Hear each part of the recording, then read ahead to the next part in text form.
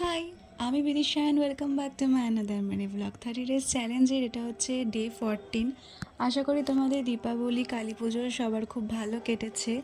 তো আমার ভিডিওটা পোস্ট করতে একটু দেরি হয়ে গেল।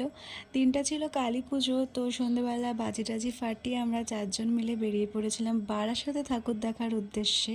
যাওয়ার পথে মধ্যমগ্রাম চৌমাথাতেই প্যান্ডেলটা দেখে বাবা বলল চল দেখে আসা যাক। আর সত্যি বলতে মায়ের প্রতিমা যেমন অন্যরকম তেমনই সুন্দর। তারপরে মেলা থেকে বাবা মাকে একটা কানের কিনে দিল, আর আমরা ওই টুকটাক গজা জিলিপি খেয়ে ডিরেক্ট চলে আসি বারাসাতে।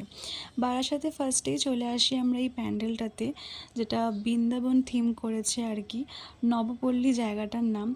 এসেই দেখি কি খিচুড়ি ভোগ দিচ্ছে, তো 4জনই খিচুড়ি ভোগ খেয়ে তারপরে আর কি প্যান্ডেলের ভেতরে ঢোকা হলো। প্যান্ডেলের ভেতরের কাজ নিয়ে তো আলাদা করে আর কিছু বলার নেই, তোমরা নিজেরাই দেখতে পাচ্ছ কত সুন্দর কাজ করেছে ওরা ভেতরেরটা। আর মায়ের প্রতিমা দেখো, তোমাদের সাথে আমি শেয়ার করলাম কত সুন্দর, কত অন্য রকম করে সৌন্দর্যটা ফুটিয়ে তুলেছে ওরা। তারপরে ওখান থেকে চলে আসি নবপল্লী আমরা সবাই ক্লাবের পুজোটাতে, যেটা এবারের বারাসাতের মেন অ্যাট্রাকশন দ্বারকা করেছে। আর খুবই ভিড় হয়েছিল, আর ভিড় তো হবেই, কাজই এমন এত সুন্দর করেছে যে কৃষ্ণ সেই কালী, এই থিমটাই ফুটিয়ে তুলেছে এবার ওরা, কৃষ্ণ কালী। তো খুবই সুন্দর করেছে। রিলে তো অনেক দেখেছি ভিডিও, বাট সামনাসামনি দেখে সার্থক আসাটা আর কি বারাসাতে।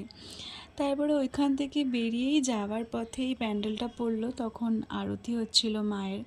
আর এই দেখো, এটা হচ্ছে মায়ের প্রতিমা। তারপর ওখান থেকে বেরিয়ে আমরা চলে আসি সন্ধানীতে, বারাসাত সন্ধানীতে। এবারে থিম করেছে মায়াপুর, আমার মোটামুটি লেগেছে আর কি। তারপরে এখানে এটা হচ্ছে প্রতিমা, যেহেতু মায়াপুর থিম করেছে তাই জন্য মায়াপুরের মতো রাধাকৃষ্ণকেও এখানে রাখা হয়েছে।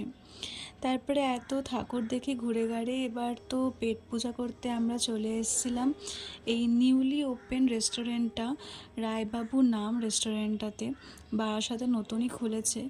ঠিক যেমন ভালো ব্যবহার ওদের, তেমনই ভালো টেস্ট খাবারের ওদের, আর প্রাইসও অ্যাফোর্ডেবল খুবই। তারপরে পেট পূজা করে আমরা ডিরেক্ট চলে আসি বাড়ির দিকে। আর বাড়ি ফেরার সময় পাড়ার ঠাকুরটা একবার দেখতে এসেছিলাম, তখন দেখি কি যজ্ঞ হচ্ছে, তো কিছুটা সময় ওখানেই কাটালাম। তো আজকের ভিডিওটা এতটাই, আবার দেখা হবে নেক্সট ভিডিওতে, টাটা।